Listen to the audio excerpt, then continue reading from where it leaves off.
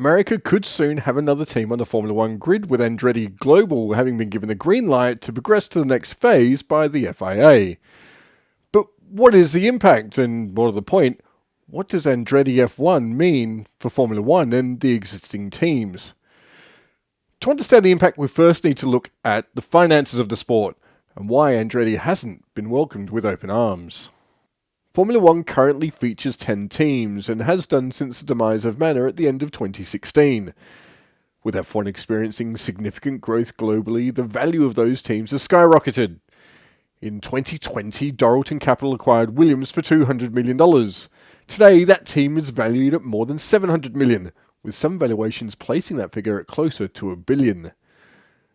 That growth has in part been a result of the Drive to Survive Netflix series increasing interest in the sport, but also a change in attitude towards social media and the way the sport engages with fans since Liberty Media took control in 2017. With that came changes to the Concorde Agreement, the commercial contract that underpins the sport and pays teams prize money in exchange for their commitment to the competition. We'll come back to that a little bit later. Another change has been the introduction of financial regulations for the first time in the sport's 7-decade history. Now teams are limited in what they can spend, meaning they're no longer the black holes they once were. Strong income, capped expenditure and worldwide marketing combined to transform F1 teams into attractive investment vehicles. It's protecting those interests that's prompted teams to resist the changes to the status quo. Williams boss James Vowles was very clear in his opposition to a new team coming in because he claims it would put half the grid at risk. While Formula One is in a healthy financial position, that doesn't mean it's on rock-solid footing, he suggested. Vowles is not alone in his concerns, with the majority of teams having similar remarks. Perhaps McLaren is the only real exception, and most notably its CEO, Zak Brown. Teams' concerns can be traced to the way prize money is distributed, a process outlined in the secretive Concorde Agreement. Enough is known that we have a good understanding of how Formula One prize money is paid out. In simple terms, 45% of Formula One's forecast income each year is set aside to be paid to teams. In 2022, the prize money pool was $1.158 billion on an income of almost $2.6 billion. The distribution of that money to teams is complex, with a number of different payment criteria in play. From the $1.158 billion, Ferrari receives a 5% bonus owing to its standing within the championship. A controversial point, but one accepted by all other teams. In 2022, that saw the Scuderia entitled to $57.89 million. From what's left, $400 million is split off. Next, another pot of money exists for teams which have had success in Formula One. This is understood to be 20% of anything over $650 million, which last year came to a total of around $21.57 million. That is payable to teams which finished in the top 3 of the Constructors' Championship or who've won multiple championships. So Mercedes, Red Bull, Ferrari, McLaren, Alpine through Renault and Benetton, and Williams are eligible for a slice. Once all that is done, $700 million remains and is split up, half into column 1, half into column 2. Column 1 is simply a flat figure paid out to every team that competed in the championship. $350 million in 2022 accounts to $35 million each. Column 2 pays out on a sliding scale based on the Constructors' Championship performance of the previous year. The winner receives 14% of the pot, and last, or 10th, receives 6%. A team's total prize money is therefore a combination of 3 things: column 1 income, column 2 income, and any bonuses they're entitled to. For 2022, prize money was paid out in the sports income that year, but based on the finishing order of 2021. That meant Mercedes was paid out as the Constructors' Championship winners at around $87.6 million, with Red Bull in second getting $84.4 million. However, Ferrari earned the most courtesy of its bonuses, with $139.2 million, or Haas brought in the least at $56 million. With the sports income remaining largely stable this year, we can predict with a degree of accuracy what teams will earn in 2023. Red Bull won the Constructors' Championship last year, so will take home in the region of $87.6 million. Ferrari is still the top earner with $142.3 million, while Haas prize money will rise to $62.3 million after finishing 8th last year versus 10th in 2021.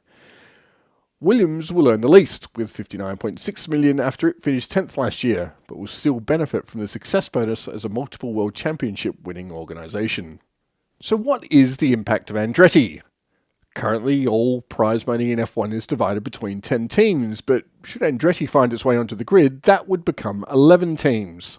Now, the prize money pool is set to remain at 45% of F1's forecast annual income. The money will just simply have to go further. That's at the heart of the current team's objection to the American organisation. They're concerned that financially they will be worse off.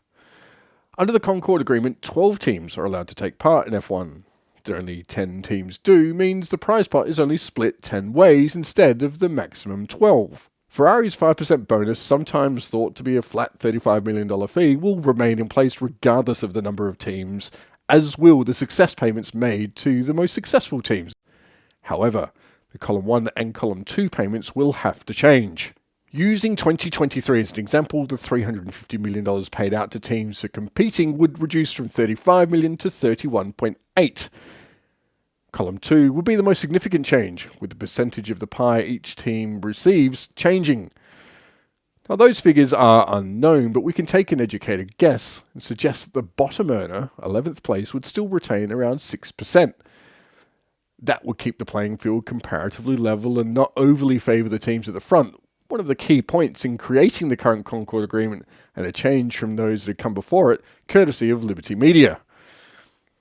If 11th in the championship received 6% of Column 2 prize money, a linear sliding scale would suggest the top earner receive in the region of 12.18%. But what is the actual impact of that?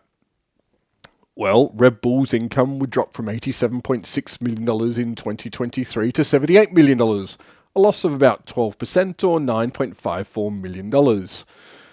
Ferrari would lose 6%. It's somewhat insulated by the bonus payment it receives, while Mercedes would be 10% worse off, or just under $7.6 million. That scales down to Williams in 10th, which would be 2% worse off, or a touch over $1 million. Countering that loss is the anti-dilution fee all new teams must pay. That figure currently sits at $200 million and is divided equally to the existing teams. So while Williams will be $1 million worse off in terms of prize money, it will receive a one-time additional payment of $20 million if Andretti were omitted, effectively leaving it $19 million ahead this year. Red Bull would only be $10.5 million ahead, but the sliding scale sees those at the front of the grid who can most afford it take the brunt of the financial hit. To put that into context, Mercedes posted a gross profit of $46.59 million in 2022, while Williams has made a loss for the last few years. So what's next for Andretti's bid? Formula One is now making its own assessment before potentially allowing the American entity onto the grid.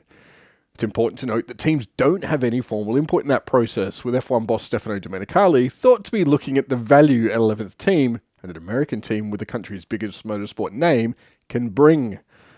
There's no timeline on when that decision will be made, and lobbying from within the paddock will no doubt continue. However, our analysis suggests the impact to teams is significantly less than some would have us believe.